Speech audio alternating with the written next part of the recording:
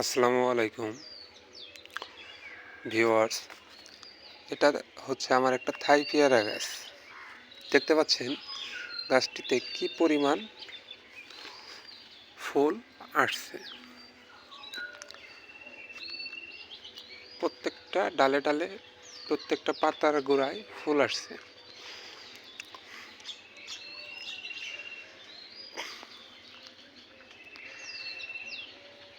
এখন আপনাদের মনে একটা প্রশ্ন থাকে, আপনারাও তো গাছ রোপণ করেছেন, তো সেই গাছে এরকম ফুল ফল আসতেছে না, কাঙ্ক্ষিত ফুল ফলটা আপনারা পাচ্ছেন না কেন? সেক্ষেত্রে বহু কারণ আছে। যেমন পেয়ারা গাছটা আপনি যদি ডাল কাটাই না করেন, ছাঁটাই না করেন, পিঞ্চিং প্রুনিং কোনোটাই যদি আপনি না করেন, সেক্ষেত্রে ডালগুলো যে এরকম হবে। এই ডালটা দেখতে পাচ্ছেন, এই ডালটা হচ্ছে আমার ওয়াটার সাগার। এই ডালটা কেটে দিতে হবে, এই ডালটা কেটে দিতে হবে।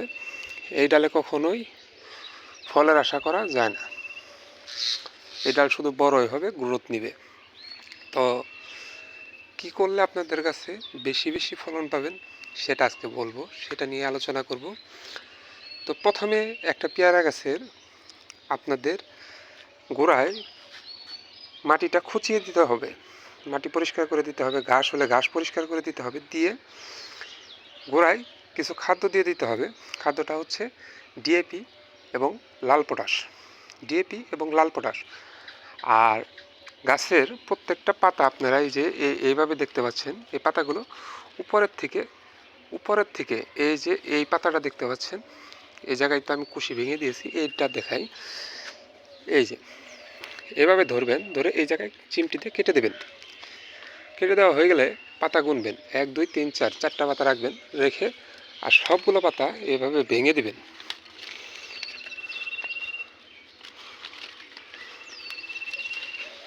ভেঙে দিছেন, ভেঙে দেওয়ার পরে এই যে জায়গায় ধরছেন, ধরার পরে এই শব্দ হলো একটা, দেখতে পাচ্ছেন, এই যে শব্দ হচ্ছে একটা,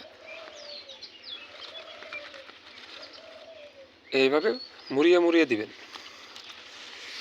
ইনশাল্লাহ আশা করা যায় এই ডালের থেকে যতগুলো ব্রাঞ্চ আসবে, প্রত্যেকটা ব্রাঞ্চেই ফুল এইভাবে নিয়ে আসবে, এইভাবে নিয়ে আসবে। এখন দেখাই আপনারা গাছটা 12 মাস কীভাবে ফল নেবেন। 12 মাস ফল নিতে গেলে এই যে এই ডালে দেখাই, এই ডালে এই যে পেয়ারা, 2টা পেয়ারা আসছে, আসার পরে ডালটা অনেক বেড়ে গেছে।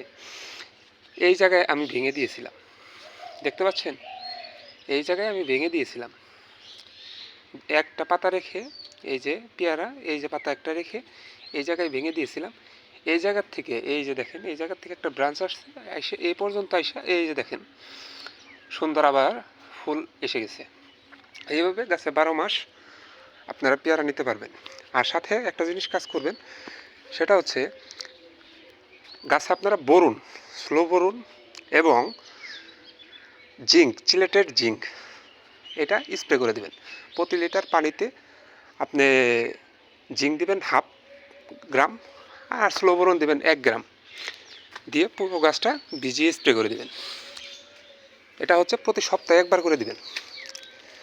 প্রতি সপ্তাহে একবার করে দিলে হবে কি, আপনার গাছটা পরিপূর্ণ সুস্থ এবং ফল দেওয়ার জন্য উপযোগী থাকবে। সেক্ষেত্রে আপনি যদি ডাল প্রুনিং অথবা পিঞ্চিং করে দেন, আপনার কাছে প্রচুর পরিমাণ ফল আসবে। আর আপনি আরেকটা কাজ করতে পারেন, সেটা হচ্ছে গাছে কুইক পটাশ অথবা মামস পটাশ স্প্রে করে দিতে পারেন। স্প্রে করে দিলে ইনশাল্লাহ গাছে ফুল এবং ফল উভয় আসবে।